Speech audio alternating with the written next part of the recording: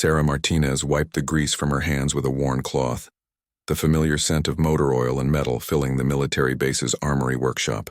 At 42, she had learned to find peace in the steady rhythm of maintaining weapons and equipment. The other soldiers barely noticed her anymore, which was exactly how she preferred it. The morning sun filtered through the high windows of the concrete building, casting long shadows across rows of rifles, ammunition, and tactical gear. Sarah moved between the workbenches with practiced efficiency, her weathered hands checking each weapon with the precision of someone who understood that lives depended on her work. "Hey, Martinez," Sergeant Thompson called from across the room. "The new recruits are coming through for orientation in an hour. Make sure everything's locked down tight." Sarah nodded without looking up from the rifle she was cleaning. Thompson was a decent enough supervisor, though he had the unfortunate habit of treating her like furniture most days. She supposed it came with being one of the few women working in the armory, and definitely the only one over 40. The base had been her home for the past 3 years, ever since she'd taken the civilian contractor position. It wasn't glamorous work, but it paid the bills and kept her hands busy. Most importantly, it kept her mind occupied and away from memories she'd rather leave buried. As she worked, Sarah could hear the familiar sounds of military life beyond the armory walls. Drill sergeants barking orders, the rhythmic pounding of boots on pavement, and the distant rumble of vehicles moving across the compound. It was a soundtrack she'd grown accustomed to, though it sometimes triggered flashbacks to a different time and place. The morning passed quietly until a commotion outside caught her attention. Through the window, she could see a group of 5 men in civilian clothes arguing with the gate guards. Their body language was aggressive, and something about them immediately put Sarah on edge. She'd developed an instinct for trouble over the years, and these men radiated it. "What's going on out there?" Thompson asked, joining her at the window. "Not sure," Sarah replied, though her mind was already analyzing potential threats and escape routes. Old habits died hard. Within minutes, the situation escalated. The civilians had somehow talked their way past the guards and were now heading straight for the armory. Sarah could see weapons bulging beneath their jackets, and her blood ran cold. "This wasn't a random visit. Thompson," she said quietly, "we need to evacuate the building now." "What? Why? They're probably just here for some kind of inspection or—" "Trust me," Sarah interrupted, her voice carrying an authority that made Thompson stop arguing. "Get everyone out the back exit. Radio for security." Thompson looked confused but began ushering the other workers toward the rear of the building. Sarah remained at the window, watching as the 5 men approached the main entrance. They moved with military precision, suggesting professional training. This was coordinated. The lead man was tall and muscular, with cold blue eyes and a scar running down his left cheek.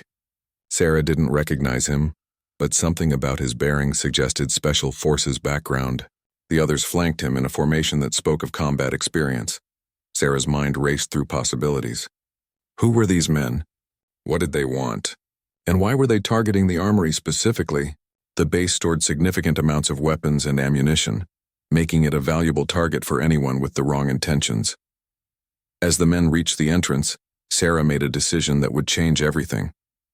Instead of following the others to safety, she moved deeper into the armory, positioning herself behind a rack of assault rifles. If these men were here for what she suspected, she couldn't let them succeed. The heavy door opened with a metallic clang, and footsteps echoed through the concrete space. Sarah controlled her breathing, falling back on training she hadn't used in years. Her heart rate slowed and her senses sharpened to a razor's edge. "Spread out," the lead man commanded. "Find the ammunition storage. We have 10 minutes before security responds." Sarah's worst fears were confirmed. These were thieves, likely with connections to terrorist organizations or criminal networks. The ammunition stored here could cause devastating damage in the wrong hands. She watched as 2 men headed toward the heavy weapons section, while another pair moved toward the small arms storage. The leader remained near the entrance, apparently serving as lookout. They knew exactly what they were looking for and where to find it. Moving silently between the equipment racks, Sarah considered her options. She was outnumbered 5-1, and they were clearly armed and dangerous. The smart move would be to hide until security arrived. But Sarah knew that by then, these men might have already accomplished their mission. Her hand instinctively moved to her hip, where she'd once carried a sidearm as naturally as breathing. Now there was nothing but empty space and the weight of a decision that could cost her everything. The sound of metal clanging drew her attention to the ammunition storage area. One of the men had found what they were looking for and was beginning to load boxes into a large duffel bag. Time was running out. Sarah closed her eyes for a moment, feeling the familiar calm that had once made her legendary among her peers. When she opened them again, the quiet mechanic was gone. In her place stood someone who had once led the most elite fighting force in the world. She moved like a shadow toward the nearest weapons rack. Her civilian clothes and grease-stained hands a perfect disguise. None of these men suspected that the middle-aged woman they'd dismissed was about to become their worst nightmare. The first phase of what would become known as the Armory incident was about to begin, and Sarah Martinez was ready to remind the world why she'd once been considered the deadliest person in any room she entered. As she reached for her first weapon, Sarah felt the familiar surge of adrenaline that had carried her through countless missions in places the public would never know about. The quiet life she'd built was about to shatter, but sometimes the past refused to stay buried. The 5 intruders had no idea they'd just cornered the wrong woman in the wrong place at the wrong time. Sarah's fingers closed around the grip of a Sig Sauer P226. The weight familiar despite 3 years of civilian life. Muscle memory kicked in as she performed a lightning-fast press check, confirming a round was chambered. The weapon felt like an extension of her hand, awakening skills she'd tried to bury. The first target was 20 feet away, focused on loading ammunition into his bag. Sarah moved with the fluid grace of someone who had spent years perfecting the art of silent approach. Each step was calculated, each breath controlled. The concrete floor that would betray most people became her ally, as she used shadows and equipment to mask her approach. Behind her, she could hear the other intruders working methodically through the Armory's inventory. They were professionals, but they'd made a critical error in assuming the building was empty of threats. Sarah had spent her entire adult life being underestimated, and she'd learned to turn that assumption into a weapon. The man at the ammunition storage straightened up, sensing something wrong. Sarah was already moving, closing the distance in 2 quick strides. Her left hand clamped over his mouth while her right brought the pistol's grip down hard against the base of his skull. He dropped without a sound, unconscious before he hit the floor. 1 down, 4 to go. Sarah quickly searched the unconscious man, finding a Glock 19 and 2 spare magazines.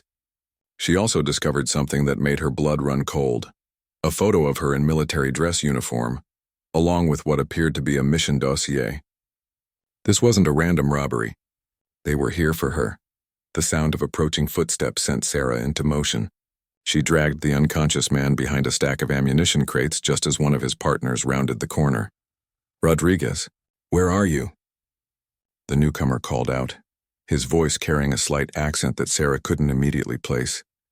Sarah studied her second target from concealment. He was shorter than the first, but moved with the confident swagger of someone comfortable with violence. A tactical vest was visible beneath his jacket, and he carried what looked like a modified AR-15. The man began searching the area where his partner had been working, growing increasingly agitated. Sarah could see his finger moving toward his radio, preparing to alert the others. She couldn't let that happen. Using a technique she'd perfected during urban warfare operations, Sarah created a distraction by rolling an empty shell casing across the floor. The man's head snapped toward the sound and Sarah moved. She came up behind him like smoke. The Sig Sauer pressed against the base of his neck before he could react. "Don't move," she whispered. "Don't breathe loudly. Don't think about reaching for that radio." The man tensed, apparently weighing his options. Sarah increased the pressure of the gun barrel against his spine.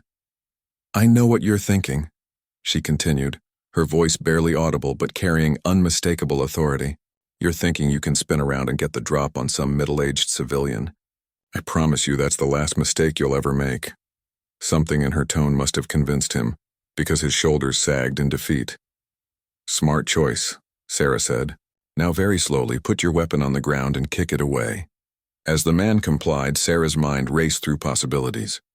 The photo in the first intruder's pocket meant this was a targeted operation. Someone had identified her and sent a team to either capture or eliminate her, but who knew about her past?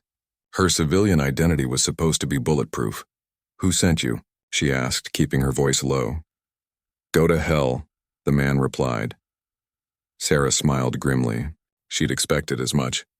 Professional soldiers rarely broke under simple interrogation, especially when they believed backup was coming. Instead of pursuing the question, Sarah zip-tied the man's hands behind his back using restraints from her toolkit. She'd learned long ago that sometimes actions spoke louder than interrogation. "Your friends are going to come looking for you," she said conversationally as she worked.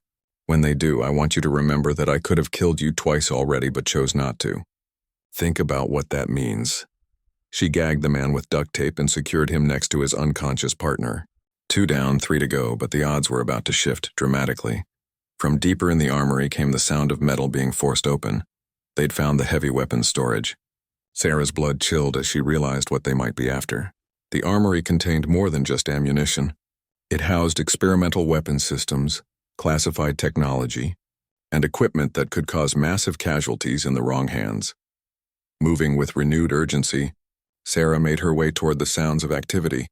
She paused at each corner, using reflective surfaces and shadows to gather intelligence on her remaining opponents. The 3 men had split up, with one apparently standing guard while the other 2 worked on breaking into the secured storage areas. The guard was positioned near the main entrance, giving him a clear view of most of the armory floor.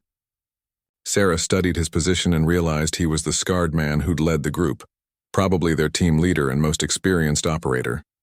Taking out the leader would be the most dangerous move, but it would also create maximum confusion among the remaining team members. Sarah had learned during her years leading special operations that eliminating command structure was often more effective than engaging in prolonged firefights. She began working her way around the perimeter of the armory, using equipment racks and storage containers as cover. The route would take her nearly 5 minutes to complete, but it would position her for a clean approach on the team leader. As she moved, Sarah's mind automatically cataloged everything she observed: exit routes, potential weapons, communication equipment, and most importantly, the psychological state of her opponents. They were confident, focused, and professional, but they'd made the fatal error of underestimating their environment. Halfway through her approach, Sarah heard something that made her freeze. One of the men working on the storage area had broken through the security locks. The sound of heavy equipment being moved echoed through the concrete space. "Package secured," she heard someone call out. 2 minutes to extraction. Sarah's window of opportunity was closing rapidly. Whatever they'd come for, they'd found it. If they escaped with classified weapons technology, the consequences could be catastrophic. She abandoned stealth for speed, moving quickly toward the team leader's position. There was no time for a perfect approach. She'd have to rely on surprise and superior training to overcome superior numbers. The scarred man was checking his watch when Sarah appeared behind him like a ghost. Her approach had been silent, but something, perhaps battlefield instincts, made him begin to turn at the last second. It was too late. Sarah's combat training kicked in with devastating efficiency, and the most dangerous phase of the confrontation was about to begin. The scarred man's instincts were sharp, but Sarah's were sharper. As he began to turn, she struck with the precision of someone who had spent years perfecting the art of silent elimination. Her left arm snaked around his throat in a blood choke while her right hand maintained control of her weapon, ready to engage the remaining targets. But something unexpected happened. As her arm tightened around his neck, the man spoke in a voice barely above a whisper. "Phoenix 6, this is Reaper. Authentication code Delta 77 Alpha." Sarah's blood turned to ice. Those codes had been classified at the highest levels, known only to a handful of people in the most secretive corners of the military. Phoenix 6 had been her operational call sign during her final mission as a SEAL team leader, a mission that officially never happened. Her grip loosened slightly, confusion flooding her mind. The man took advantage of her momentary hesitation, spinning out of her hold with surprising agility. Instead of attacking, however, he held up his hands in a gesture of surrender. "Commander Martinez," he said quietly, using her former rank, "we need to talk." Sarah kept her weapon trained on him, her mind racing through possibilities. This could be an elaborate deception, a way to gain her trust before striking, but the authentication codes were real and few people alive knew them. "You have 30 seconds, she said, her voice deadly calm. "Start explaining before your friends realize their leader is compromised." "The scarred man. Who's she now?" realized looked familiar in a way that nagged at her memory, glanced toward the sounds of activity from the storage area. My name is Marcus Cole. I was part of your extraction team during Operation Silent Storm. You saved my life in Kandahar province 7 years ago. The memory hit Sarah like a physical blow. Operation Silent Storm had been her final mission, a classified operation to rescue hostages from a terrorist compound. The mission had gone sideways when their intelligence proved faulty, and her team had walked into an ambush. She remembered Marcus now, a young sergeant who'd taken shrapnel to the face when an IED exploded near their convoy. You were bleeding out in that ditch, Sarah said, pieces of the puzzle clicking into place. I carried you 3 miles to the extraction point. Marcus nodded, his hand moving slowly to touch the scar that ran down his cheek. You refused to leave anyone behind, just like you were trained. Then why are you here stealing weapons from a military installation? Sarah demanded, though she kept her voice low to avoid alerting the others. We're not stealing anything, Marcus replied. We're here to protect you. 3 days ago, intelligence intercepted communications indicating a hit squad was being assembled to eliminate Phoenix 6. The target location was this base. Sarah's mind processed this information rapidly. If Marcus was telling the truth, then her carefully constructed civilian identity had been compromised. But by whom and why now after 3 years of peaceful anonymity? Who's after me? She asked. Before Marcus could answer, one of his team members called out from the storage area. Cole, we've got company incoming. Security vehicles, 2 minutes out. Marcus spoke quickly, urgency replacing his earlier calm. Viktor Kozlov, arms dealer, former Russian Spetsnaz. You killed his brother during a raid in Syria. He's been hunting you ever since, but it took him this long to track you down. The name sent a chill down Sarah's spine. She remembered the Syria operation, another classified mission that had involved eliminating a high-value target who'd been selling weapons to terrorist organizations. The target's brother had been collateral damage, caught in the crossfire when he'd tried to protect his sibling. Kozlov has resources, Marcus continued. Money, connections, and a network of mercenaries willing to take on American special forces for the right price. Our intel suggests his team will hit this base within the next 6 hours. Sarah heard vehicles approaching outside, the base security responding to Thompson's earlier radio call. The situation was about to become exponentially more complicated. Your team, she said, nodding toward the storage area. Who are they?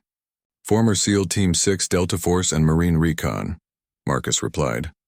All people who served with you at various times. We've been working as private military contractors, but when we heard about the threat, we assembled a protection detail.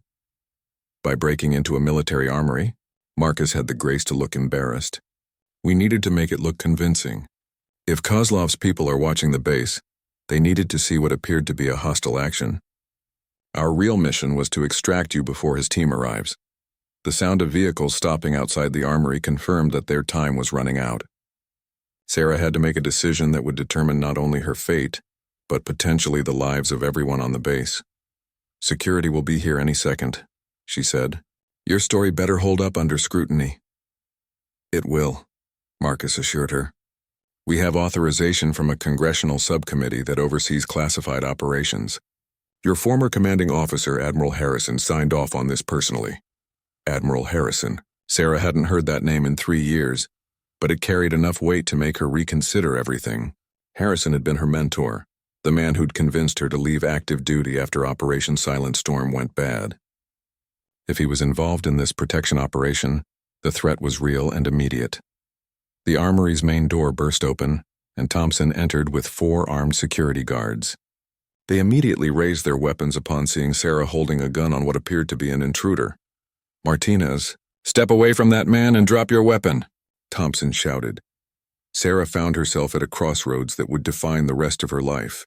She could surrender her weapon, trust in Marcus's story, and hope that official channels would protect her from Kozlov's vengeance. Or she could take control of the situation herself, using skills she'd tried to leave behind. The decision was made for her when one of Marcus's team members emerged from the storage area, his hands raised but carrying a briefcase that immediately caught Thompson's attention. Sir, the team member called out to Marcus. We have confirmation. Kozlov's advance team just entered the base perimeter. They're using stolen military vehicles and uniforms. Thompson looked confused. his weapon wavering between targets as he tried to process the rapidly evolving situation. Sarah made her choice. She lowered her weapon but didn't drop it, turning to address Thompson directly. "Sergeant, I need you to listen very carefully," she said, her voice carrying the unmistakable authority of someone accustomed to command. "This base is about to come under attack by hostile forces. These men are here to prevent that attack, and I'm going to help them." Thompson's eyes widened as he began to realize that the quiet mechanic he'd worked alongside for 3 years was not who she appeared to be. The real battle was about to begin, and Sarah Martinez was stepping back into a world she'd hoped never to see again. The briefcase that Marcus's team member carried contained more than just intelligence reports. As he opened it on a nearby workbench, Sarah could see detailed base schematics, personnel files, and what appeared to be real-time surveillance photos of armed men approaching the installation. "Kozlov's people have been watching this place for weeks," Marcus explained to both Sarah and the bewildered Thompson. "They know the guard rotations, the weak points in perimeter security, and exactly where to find their target." Thompson looked at the photos with growing alarm. The images showed at least 12 heavily armed men in military fatigues, carrying equipment that suggested they were prepared for a significant assault rather than a simple assassination. "This is impossible," Thompson stammered. "Base security would have detected any surveillance operation." Sarah studied the photos more carefully, her trained eye picking up details that others might miss. The surveillance positions were expertly chosen, utilizing blind spots in the base's camera coverage that only someone with inside knowledge could have identified. "They had help," she said grimly. "Someone on this base provided intelligence to Kozlov's people." The implications of her statement hung heavy in the air. If there was a traitor among the base personnel, then nowhere was truly safe. Sarah's mind automatically began cataloging everyone who had access to security protocols and personnel information. Marcus nodded toward his team members, who had been quietly setting up defensive positions while the conversation continued. "We identified 3 potential inside sources during our investigation. All 3 are currently on duty, and any one of them could be coordinating with the assault team." "Who?" Thompson demanded, his hand moving unconsciously toward his sidearm. Before Marcus could answer, the lights in the armory flickered and went out. Emergency lighting kicked in a moment later, bathing everything in an eerie red glow. Through the windows they could see that the power outage affected the entire base. "They're here," Sarah said, her voice deadly calm. The attack began with surgical precision. Explosions echoed from 3 different directions, suggesting coordinated strikes on the base's communication center, motor pool, and main gate. Kozlov's team wasn't just here for Sarah. They were eliminating the base's ability to call for help or mount an effective defense. Thompson grabbed his radio, frantically trying to reach base command. Only static answered his calls. "Communications are jammed," Marcus reported, checking his own equipment. "Kozlov's people came prepared for a full-scale assault." Sarah moved to the windows, using the red emergency lighting to survey the situation outside. She could see muzzle flashes in the distance and the distinctive silhouettes of armed figures moving between buildings. The assault was being conducted with military precision, suggesting professional soldiers rather than common mercenaries. "How many men in Kozlov's team?" she asked Marcus. Intelligence suggested 12 to 15, but these explosions indicate a larger force. "We may be looking at 20 or more hostiles." The math was sobering. Even with Marcus's team of experienced operators, they were significantly outnumbered. Worse, they were trapped in a concrete building with limited escape routes while the enemy controlled the surrounding terrain. Sarah's tactical mind immediately began formulating a defense plan. The armory's thick walls would provide excellent protection against small arms fire, but the building had only 2 exits and numerous windows that could be used as entry points. They needed to consolidate their position and create a defensive perimeter. "Thompson," she said, her tone leaving no room for argument, "I need you to secure the rear exit. Barricade it with anything you can move. We're not leaving that way, but I don't want them coming in behind us." Thompson hesitated for a moment, clearly struggling to process the transformation of his quiet mechanic into someone issuing tactical orders. "Do it now," Sarah commanded, and something in her voice snapped him into action. While Thompson worked on the rear exit, Sarah turned to Marcus and his team. "What's our weapons situation?" "We came light, expecting a simple extraction," Marcus admitted. 4 assault rifles, sidearms, and limited ammunition. We were planning to rely on stealth rather than firepower. Sarah gestured toward the racks of weapons surrounding them. Well, gentlemen, you're standing in the middle of one of the best-equipped armories on the East Coast. I suggest we take advantage of that fact. For the next 10 minutes, they worked frantically to prepare their defenses. Sarah's knowledge of the armory's inventory proved invaluable as she directed the team to the most effective weapons and ammunition. She also located night vision equipment, body armor, and communications gear that would give them a significant advantage. As they worked, the sounds of battle grew closer.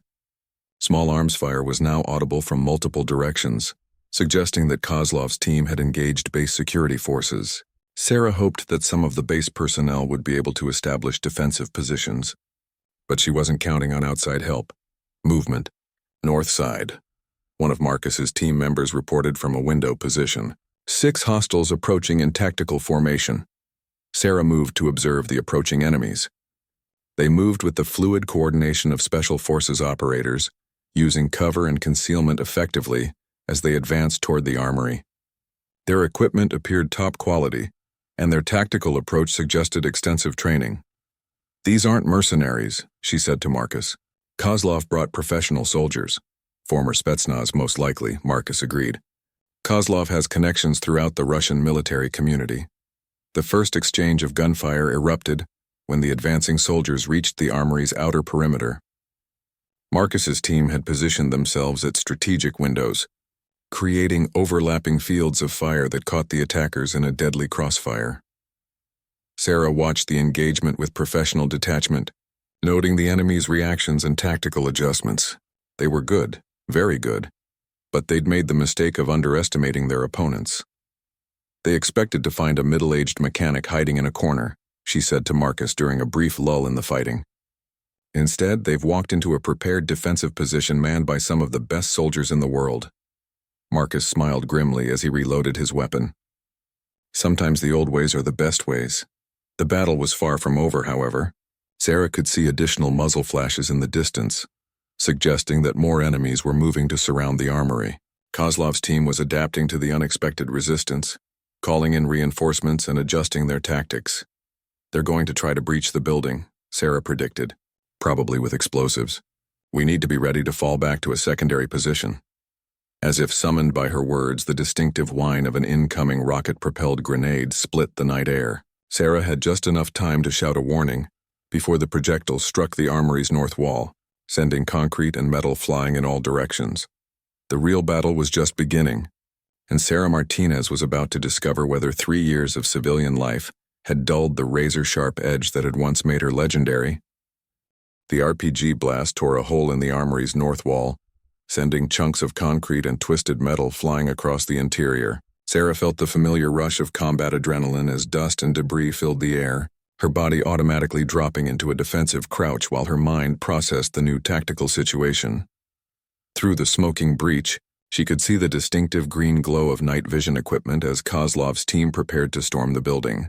They'd used the explosion to create their own entry point, bypassing the defended windows and doors. It was a professional move that confirmed Sarah's assessment of their capabilities. "Breach! North wall," she called out, her voice cutting through the chaos with absolute clarity. Marcus and his team responded instantly, their weapons swinging toward the new threat. But Sarah was already moving, her civilian clothes and grease-stained hands forgotten as muscle memory took control. She snatched an M4 carbine from a nearby rack, her hands performing the familiar ritual of checking the action and ammunition count without conscious thought. The first hostile appeared in the breach like a shadow, his assault rifle sweeping the interior as he prepared to advance. Sarah's weapon spoke once, a single, precisely placed shot that dropped the man before he could acquire a target. Her movement to the next position was fluid, automatic, the product of thousands of hours of training that civilian life couldn't erase. Left side, 2 more coming through, Thompson called out from his position near the rear exit. The sergeant had found his courage, his voice steady despite the obvious terror in his eyes. Sarah acknowledged the report with a nod, her attention focused on the tactical problem unfolding before them.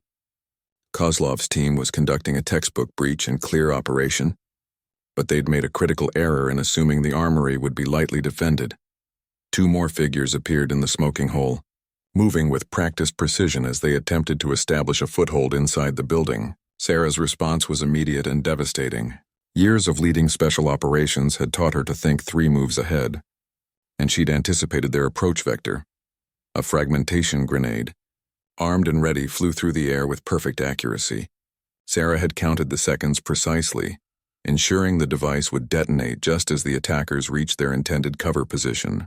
The explosion illuminated the interior in harsh white light, revealing the effectiveness of her tactical judgment. "My God," Thompson whispered, staring at Sarah with a mixture of awe and fear. "Who are you?" Sarah didn't answer immediately, her attention focused on the continuing threat. Through her peripheral vision, she could see Marcus and his team engaging additional targets at the windows, their professional coordination evident in every movement. These were her people, warriors who understood the brutal mathematics of combat. "Contact east window," one of Marcus's men called out. "Multiple hostiles moving to flank our position." Sarah evaluated the new threat vector, her mind automatically calculating angles of fire and potential defensive adjustments. The Armory was a strong defensive position, but it could be overwhelmed if Kozlov's team managed to establish positions on multiple sides. "Marcus," she called out, "we need to thin their numbers before they complete the encirclement." Marcus nodded, understanding her intent immediately. "What do you have in mind?" Sarah's answer came in the form of action rather than words. She moved toward the weapons storage area, her hands locating a piece of equipment that would shift the tactical balance dramatically. The M203 grenade launcher had been designed for exactly this type of situation. "Cover me," she said, moving toward the main entrance with purposeful strides. Thompson started to protest, but Marcus held up a hand to stop him. He'd recognized something in Sarah's bearing that spoke of absolute competence under fire. This wasn't recklessness, it was calculated aggression from someone who understood warfare at a level few people ever achieved. Sarah positioned herself at the entrance, using the doorframe as cover, while she assessed the enemy positions outside. She could see muzzle flashes from at least 6 different locations, suggesting that Kozlov's team had successfully surrounded the building. Their positions were well chosen, utilizing cover and concealment that made them difficult targets for conventional weapons. The M203 changed those calculations entirely. Her first shot was a high explosive round that impacted directly on a concrete barrier where 3 hostiles had taken cover. The explosion eliminated the position entirely, sending a clear message about the defenders' capabilities. Sarah's second shot targeted a cluster of vehicles that the attackers had been using for concealment, creating a spectacular fireball that illuminated the entire area. "Jesus Christ," Thompson muttered, watching through a window as Sarah's accurate fire devastated the enemy positions. "She's not human," Marcus smiled grimly, remembering the stories he'd heard about Phoenix 6 during their active duty years. Sarah Martinez hadn't just been a SEAL team leader.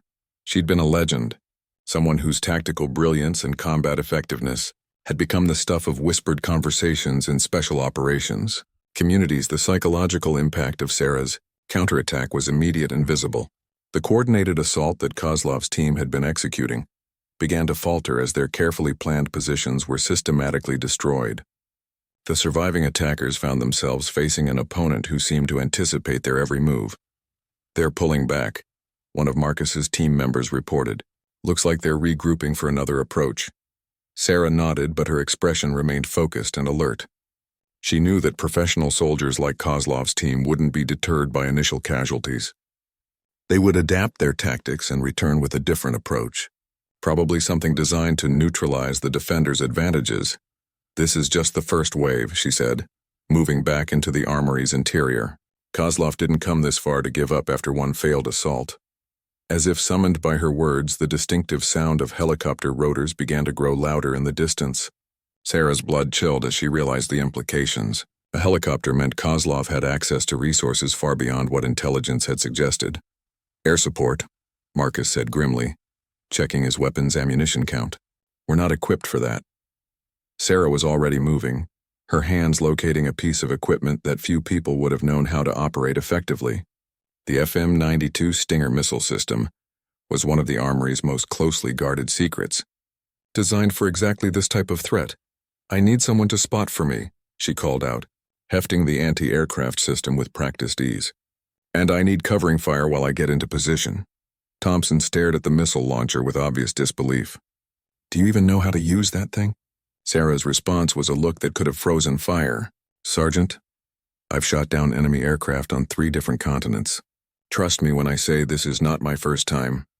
The helicopter was now visible through the smoke and darkness, its searchlight cutting through the night as it approached the armory. Sarah could see the distinctive silhouette of a military transport, probably carrying additional reinforcements for Kozlov's ground team.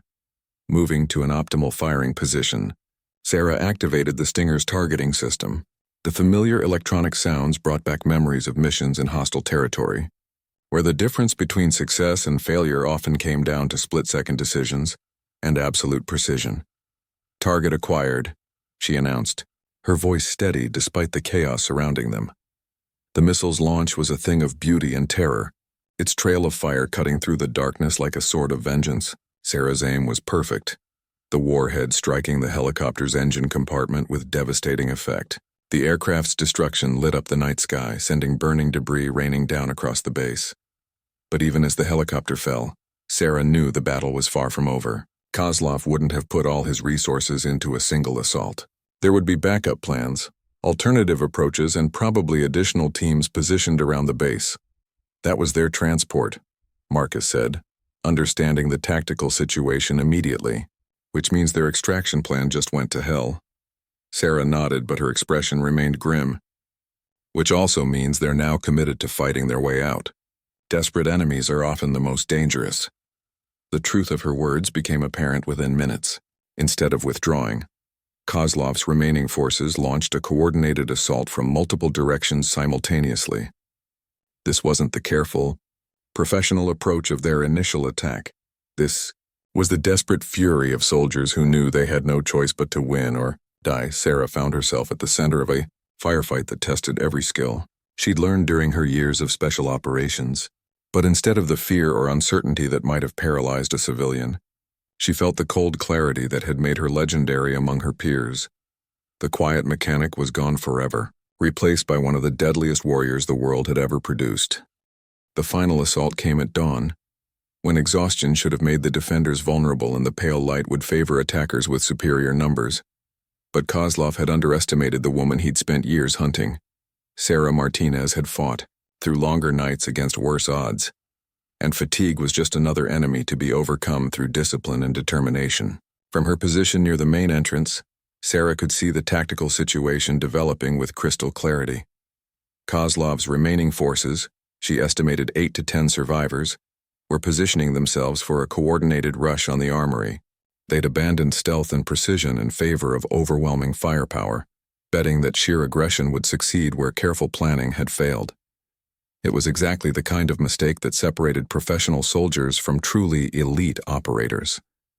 "They're coming from 3 directions," Marcus reported, his voice steady despite the obvious strain of the long night. "Northeast, northwest, and straight through the main approach." Sarah nodded, her mind automatically calculating firing angles and ammunition expenditure. The mathematics of combat had always come naturally to her, a deadly algebra that reduced complex tactical situations to simple equations of cause and effect. "Thompson," she called out to the sergeant, who had proven surprisingly effective despite his obvious terror. "I need you to maintain suppressive fire on the northeast approach. Don't try to hit anything specific, just keep their heads down." Thompson nodded, his hand steady on the M249 light machine gun that Sarah had positioned for him earlier. The young sergeant had discovered reserves of courage he probably didn't know he possessed. Marcus and his remaining team members had spread out to cover the other approach vectors, their professional coordination evident in every movement. These were warriors who had served together in the world's most dangerous places, and their trust in each other was absolute. "Here they come," one of Marcus's men announced. The final assault began with a barrage of automatic weapons fire that shattered the remaining windows and sent concrete chips flying throughout the armory. Kozlov's team was expending ammunition at an unsustainable rate, confirming Sarah's assessment that this was their last desperate gambit. Sarah's response was measured, precise, and devastatingly effective. While the attackers fired wildly in an attempt to suppress the defenders, she picked her targets with surgical accuracy. Each shot was aimed and deliberate, designed to eliminate specific threats rather than simply return fire. The first attacker to fall was the man carrying what appeared to be a rocket launcher, a threat that could have changed the entire tactical equation. Sarah's bullet found him as he emerged from cover, dropping him before he could bring his weapon to bear. The psychological impact on his teammates was immediate and obvious. "Northwest team is falling back," Marcus reported. "They're taking heavy casualties." But Sarah's attention was focused on a different threat entirely. Through the smoke and chaos of the firefight, she had spotted a familiar figure directing the assault from a position of relative safety. Viktor Kozlov himself had come to witness her death, confident that superior numbers would finally achieve what years of hunting had not. The sight of her nemesis triggered something primal in Sarah's mind. This wasn't just about survival anymore. It was about ending a threat that had forced her into hiding and put innocent people at risk. Kozlov had made this personal the moment he'd decided to attack a military base to reach her. "Marcus," she called out, "I'm going mobile. Keep them busy." Before anyone could protest, Sarah was moving. She abandoned the relative safety of the Armory's defensive positions, flowing out into the chaos of the firefight like smoke. Her movement was fluid, purposeful, the product of training that had been refined in the world's most hostile environments. Kozlov's men were focused on the Armory, expecting the defenders to remain in their fortified positions. They weren't prepared for a counterattack that came from an unexpected direction, launched by someone who moved through the battlefield like a force of nature. Sarah's first target was a sniper who had positioned himself to provide overwatch for the assault team. The man never saw her coming, focused as he was on the Armory windows. Sarah's knife found him in absolute silence, eliminating his threat without alerting his teammates. The sniper's rifle became her next weapon, its scope allowing her to engage targets at ranges where her handgun would have been ineffective. From her elevated position, Sarah had a clear view of the entire battlefield, including Kozlov's command position. She could see him clearly now, a man in his 50s with the bearing of a professional soldier, directing his remaining forces with calm precision despite the deteriorating tactical situation. This was the enemy who had haunted her dreams for 3 years, the reason she'd abandoned her military career and hidden among civilians. Sarah's crosshairs found Kozlov just as he began to realize that the assault was failing. His head turned toward her position, perhaps sensing the weight of her attention across the smoke-filled distance. For a moment, their eyes met across the battlefield, predator and prey finally face to face. The shot was perfect, a testament to years of training and the cold precision that had made Phoenix 6 legendary. But instead of the satisfaction she'd expected, Sarah felt only a profound weariness as Kozlov's body crumpled to the ground. With their leader dead and their assault in ruins, the surviving members of Kozlov's team began a fighting withdrawal. They were professionals to the end, covering each other's retreat with disciplined fire even as their mission collapsed around them. Sarah didn't pursue them. The threat was neutralized. The base was secure and she had no desire to turn this into a massacre. Justice had been served, and that was enough. The Armory fell silent as the last of the attackers disappeared into the pre-dawn darkness. Sarah made her way back to the building, her steps heavy with the weight of decisions that could never be undone. Thompson was waiting for her at the entrance, his face pale but determined. "Ma'am," he said formally, "I think I owe you an apology, and probably my life." Sarah managed a tired smile. "Just doing my job, Sergeant. Same as you." Marcus approached, his expression mixing relief with professional admiration. "It's over then? Kozlov's threat dies with him?" Sarah nodded, but her thoughts were already turning to the future. Her civilian cover was blown, her quiet life in ruins. The woman who had maintained weapons and kept her head down was gone forever, replaced by someone who would have to find a new way to exist in a world that suddenly felt familiar again. "What happens now?" Thompson asked. Sarah looked around the damaged armory, then at the men who had fought beside her through the long night. These were her people, warriors who understood the weight of difficult choices and the price of protecting others. "Now we clean up this mess," she said, her voice carrying the authority of someone who had never really stopped being a leader. "And then we figure out what comes next." The sun was rising over the military base, its light revealing the cost of the night's battle. Sarah Martinez stood in the doorway of the armory, no longer hiding from her past but finally ready to face whatever future awaited the woman who had once been Phoenix 6.